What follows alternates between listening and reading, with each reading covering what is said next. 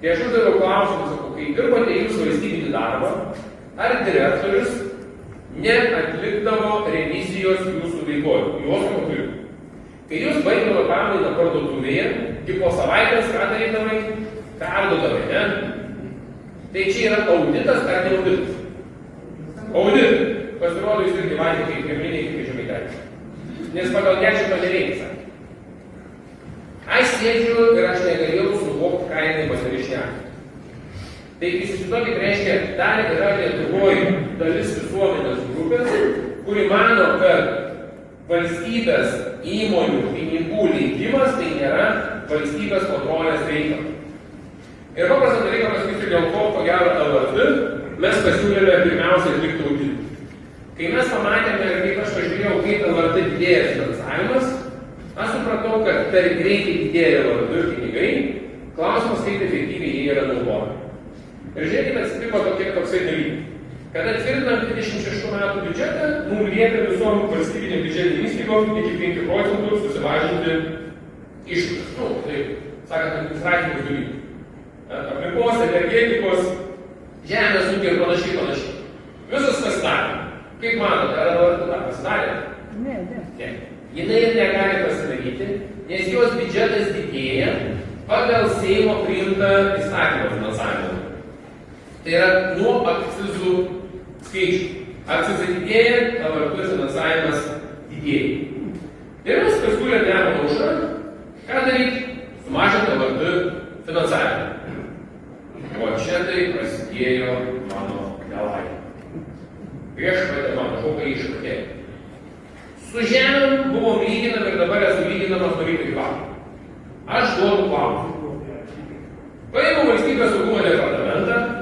Šiandieną valstybės saugumo departamentas gauna ženkliai mažesnį finansavimą, negu kad gauna LRT.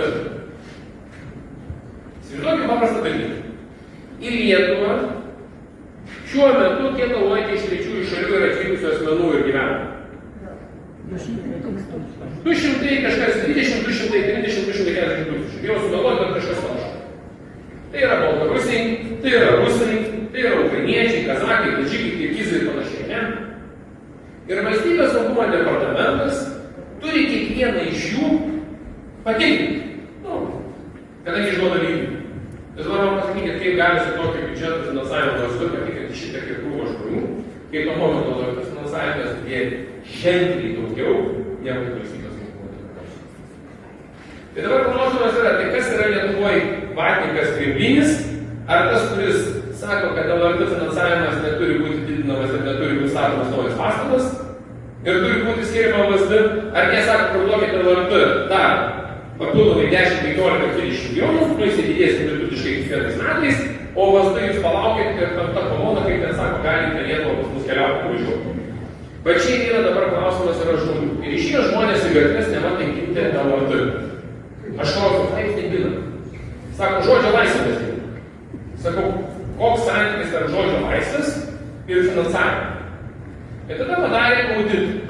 Auditas konstatavo, kad 38% LRT priimtų į darbą darbuotojų galimai buvo nesilaikyta teisės aktų. Viešieji pirkimai, kurie buvo tirti, nustatyta, kad visuose buvo vienokių ir kitų pažeidimų. Aš klausiu, jeigu įstaigai nustatyti šitie pažeidimai, tai vadovė ir direktorė nebeturėtų dirbti o darbą. Natūralu, ne? Vienas sako, Žemaitaitis kėsinas į žodžio laisvę, nes jis nori atleisti direktorę. Sakau, kurioje vietoje iš žodžio laisvę. Tai dabar duodu jums tokį vieną pamąstymo dalyką. Bibliotekos vedėja, muziejaus vedėjas, ligoninės direktorius, PSPC direktorius Lietuvoje renkamas arba konkurso būdu 5 metam 2 kadencijų. Pas mus LRT kadencijų skaičius neskaičiuojamas, nereikia, atviras balsavimas ir taikoma 2/3 taisyklė. Cirkas. Brėžneris. 23 gruodžio vyksta Seime balsavimas dėl generalinės prokurorės. Skiriame generalinę prokurorę, prabalsuoja 48 Seimo nariai už, 46 susilaikė prieš. Neprisimenu tiksliau skaičių, kas kiek, bet 6. Bet 48 prabalsavo už. Seime yra 141. Tai reiškia vienas grubiai trečdalis, daugiau kaip vienas, kad ilgiau vienas trečdalis, ne? Vienas trečdalis Seimo narių išrenka generalinę prokurorę 5 metų, slaptų balsavimų mes paprašom, o LRT direktorė tu turi išrinkti 2 trečdaliais. Ir sakau, jūs protų. Bet įdomiausia tai, kad generalinę prokurorę to galima išrinkti ir iš 3 Seimo narių dalyvausi tame plenariniame posėdžių salėje. Nes 50+1 nuo dalyvauja. Iš 3 2 būtų prabalsavę už ją ir tai būtų tapusi generalinė prokurorė.